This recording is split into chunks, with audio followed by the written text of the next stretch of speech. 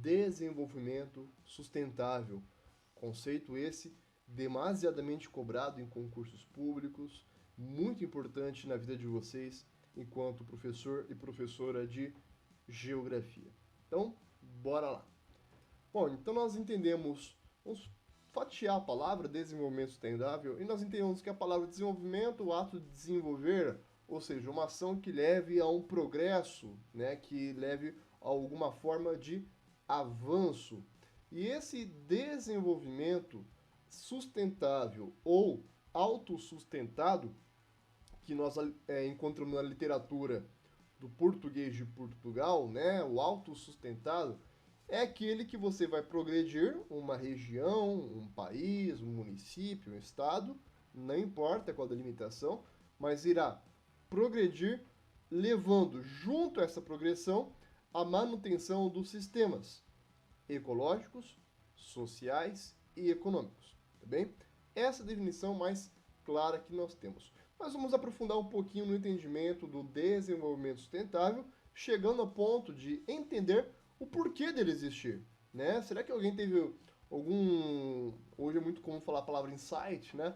Alguém acordou e teve um insight, falou, nossa, eu vou inventar um negócio chamado desenvolvimento sustentável.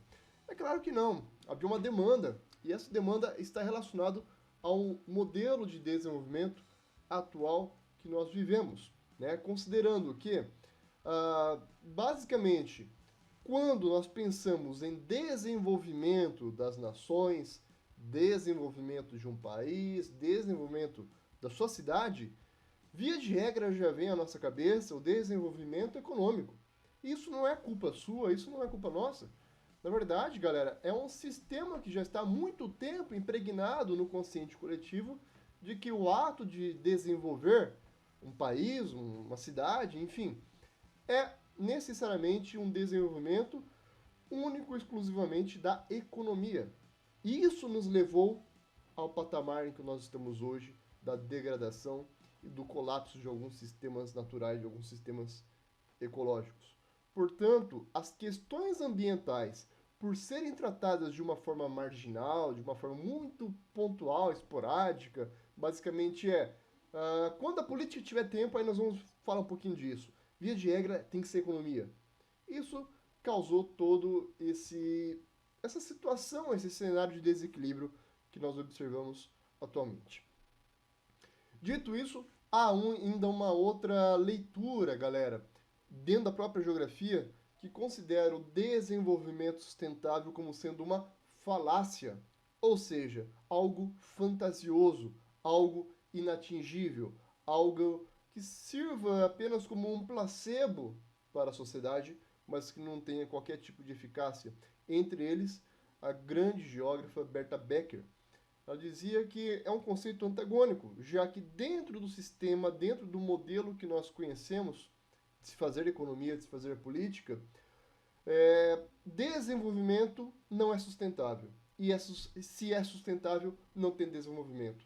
Então perceba que são coisas antagônicas dentro da própria palavra. Por isso que ela fala que é um conceito antagônico e inaplicável, tá bem? Então, basicamente é isso, né? Quando se fala, né? Temos que desenvolver a Amazônia. O que nós estamos falando? Basicamente de desmatamento, de queimada. Onde está a sustentabilidade disso? Então, por essa ótica, o desenvolvimento sustentável, pelo menos dentro do modelo que nós conhecemos de economia e de política, não existe. Tá?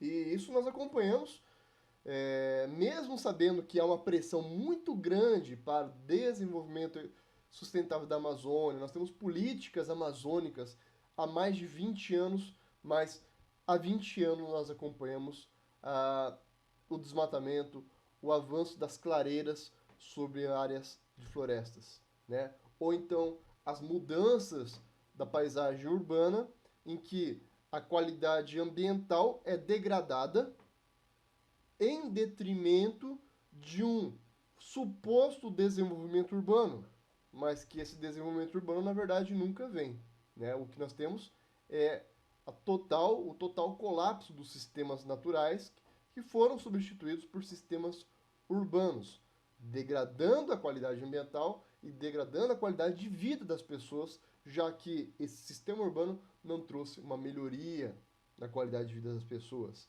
Faltam árvores, nós temos problema de inundações, problemas de alagamentos, problemas de contaminação da água, problemas de chuva ácida e etc.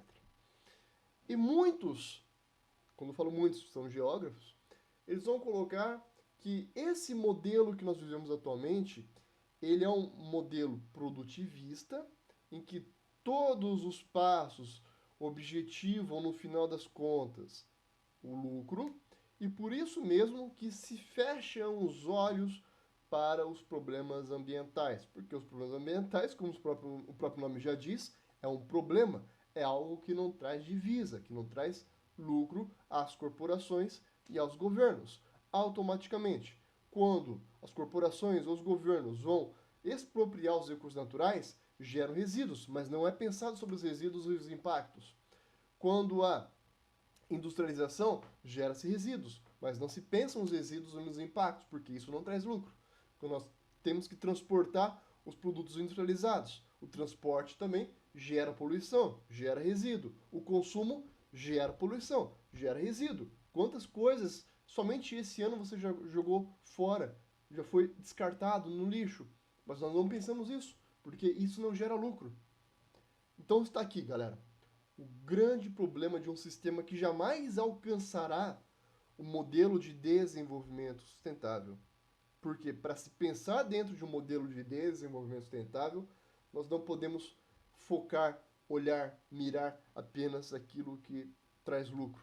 Mas nós temos que pensar no todo, o todo que é degradado, o todo que é poluído, e o quanto que isso aflige as populações.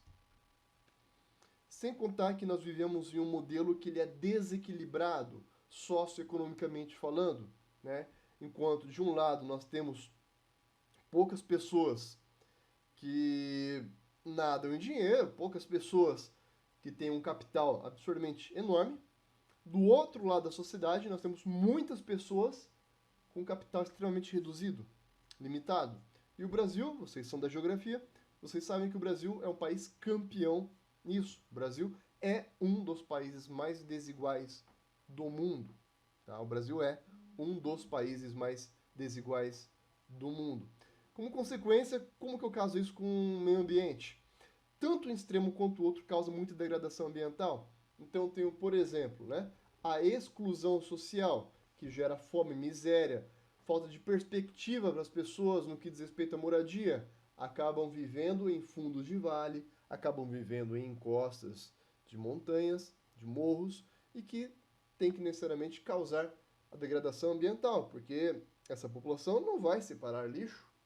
Né? Para ela, o menor dos problemas é a questão do lixo. Essa população não tem acesso a esgoto, não tem acesso a água potável. Para morar em algum lugar, muitas vezes é necessário desmatar esse lugar e gera degradação ambiental. Aquele outro lado que participa de fato do nosso sistema, ela vai viver baseado no consumismo, que é o que nós vivemos hoje. Né? O consumismo em excesso vai gerar lixo, desperdício, que gera também degradação ambiental. Cada um a sua intensidade, cada um com o seu peso, mas tanto um lado quanto o outro do modelo de desenvolvimento nosso atual vai gerar degradação ambiental. Certo? Bom, assim sendo, é necessário entender que se nós buscamos um novo modelo de desenvolvimento, significa que o modelo que nós estamos atualmente é ineficaz. É um modelo falido. Tá? Então, é um modelo de desenvolvimento sustentável. É um modelo alternativo ao modelo atual. Então, não é uma adaptação. Ele não foi pensado para ser um puxadinho. Ele é um novo modelo para se pensar a forma de se produzir e de se consumir no mundo contemporâneo. E por que nós temos que substituir o modelo atual? Porque o modelo atual é um modelo em crise, é um modelo insustentável. E essa insustentabilidade pode ser explicada a partir, você se lembra disso? Desse triângulo? Então, de um lado, nós temos uma população que cresce muito e cresce em número, mas cresce também em consumo. Tá?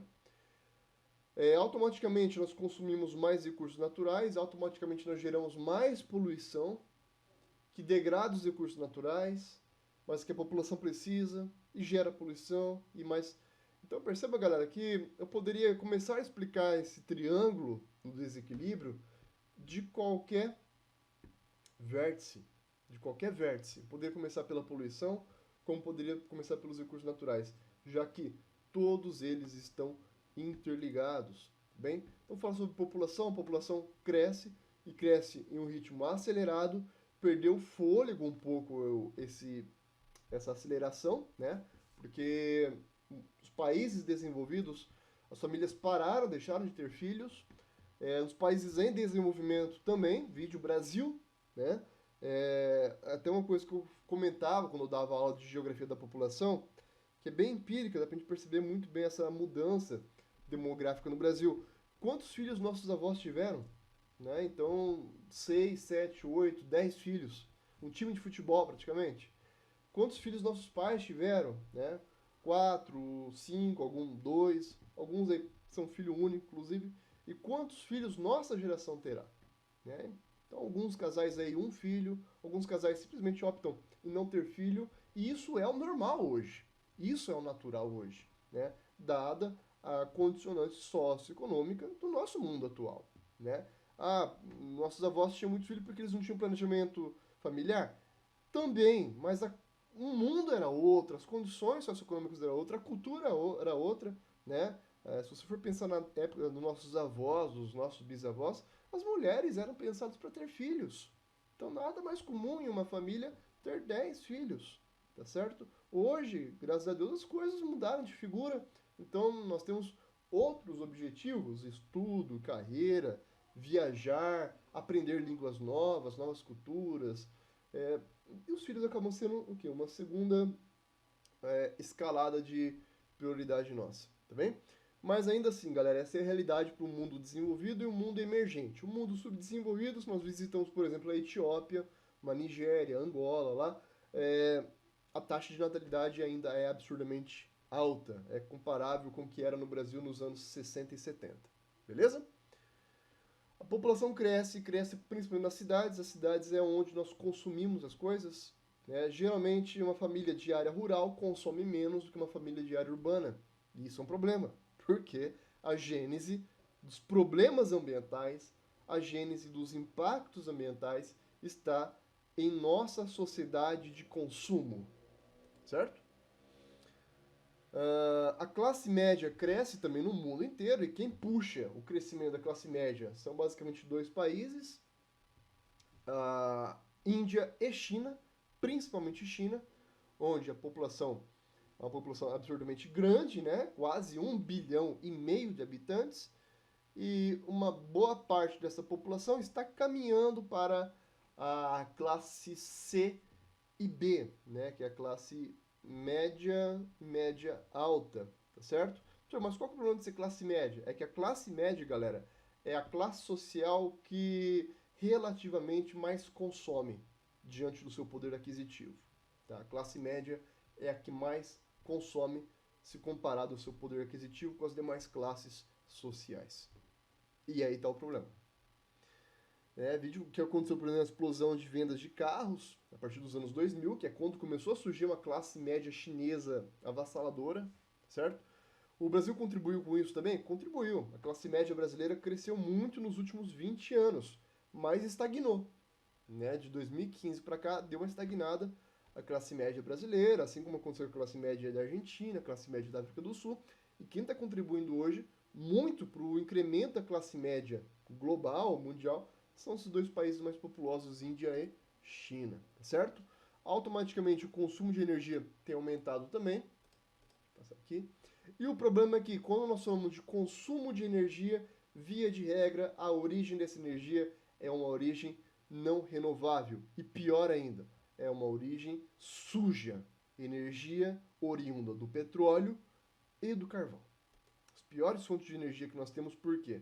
Elas geram impacto para a extração e geram impacto quando consumidas, já que liberam para a atmosfera os gases de efeito estufa, principalmente o CO2, o dióxido de carbono. Tá?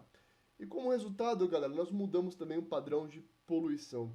Se na época dos nossos avós, dos nossos bisavós, a poluição era basicamente um problema local, né? O que que era poluição, o que era degradação ambiental na época dos nossos bisavós? Era lixo jogado fora do lugar, né? O que incomodava a população, incomodava as pessoas da cidade, pessoas da área do campo, é isso, porque o lixo, além de deixar feia a rua, deixar feia a cidade, ela tem um mau cheiro, ela possibilita a proliferação de animais, de insetos, de vetores de doenças, tá certo? Contamina o ar, contamina o solo, contamina a água subterrânea, mas é um problema local. Você solucionou o problema do lixo, você resolveu o problema lá da cidade, certo? Passamos em outro momento para a poluição regional, em que os impactos alcançam outra escala espacial, muito maior, uma área muito maior. Isso por quê? Porque nós estamos poluindo, contaminando de outras formas também o meio ambiente. Um exemplo é a chuva ácida. Às vezes um lugar que não contribui em nada para a chuva ácida sofre com a chuva ácida, porque a chuva ácida tem uma escala regional e engloba tanto áreas que contribuem para a poluição, quanto áreas que não contribuem para a poluição. E por fim, chegamos à escala da poluição global, onde todo mundo é afetado por problemas originados em alguns países, tá? Como é o caso do aquecimento global, poderia ser o caso de um grande vazamento de petróleo. Então vamos pegar o aquecimento global. Todo mundo já sabe que o aquecimento global ou a mudança climática é ocasionado pelo acúmulo de gases de efeito estufa, principalmente aí o dióxido de carbono, certo? Certo. Quais são os países que mais contribuem com a emissão de dióxido de carbono? Estados Unidos, China e Rússia, né? Se for pegar os países aí, mais alguns países da União Europeia. Mas, quando eu falo aquecimento global, é apenas Estados Unidos, China e Rússia que vão sofrer com o aquecimento global? Não. Como o próprio nome já diz, todos os países do mundo irão sofrer com o aquecimento global. Então, é uma perspectiva diferente da poluição, porque a poluição agora não afeta apenas seu emissor, mas a poluição acaba afetando todo o planeta. E não importa se é um país que não contribui em absolutamente nada com o aquecimento global, vamos supor aqui um Nepal, Nepal lá na Ásia, lá aos pés, né, e parte lá do Himalaia. Qual que é a contribuição do Nepal para o aquecimento global? Mínima, irrelevante, mas Nepal está perto da Rússia. E Nepal vai sofrer consequências do aquecimento global que a Rússia produz, que os Estados Unidos produz, que a União Europeia produz, que o Brasil produz. Portanto, nós vivemos em uma crise moral, já que eu acabei de falar para vocês, um ato, um efeito de um governo, de uma nação, não está hoje mais restrita àquela nação, afeta todos os demais. Então, existe uma questão ética quando um país não concorda em reduzir a emissão de gases poluentes, porque vai afetar a minha economia, né? Como nós tivemos países que não quiseram assinar o Tratado de Quioto, como nós tivemos países que assinaram e depois voltaram atrás no Acordo de Paris, 2015. Vocês se lembram? Então é uma questão de ética. Mas quem é que vai julgar essa ética? Quem é que vai julgar, por exemplo, os Estados Unidos, por ser um dos países que mais contribuíram com o aquecimento global e hoje estão nem aí para os tratados de redução de emissão de gases? E lembrando que é todo mundo que sofre com uma consequência maluca da política desse país. Mas quem que vai julgar isso? Então, galera, nós entramos inclusive numa alçada aqui que a filosofia discute, que é o efeito moral dos problemas ambientais. Um problema acadêmico também, porque às vezes nós, dentro da academia, da universidade, né, nós também não damos bulhufas para isso. Nós preferimos falar dos pombos que vivem nas ruas de Paranavaí do que tratar algo mais pragmático, mais aplicável à vida da sociedade. Tá certo? Mas está um grande problema aqui do desenvolvimento sustentável. Vamos pegar a definição clássica aqui para encerrar a nossa aula de desenvolvimento sustentável.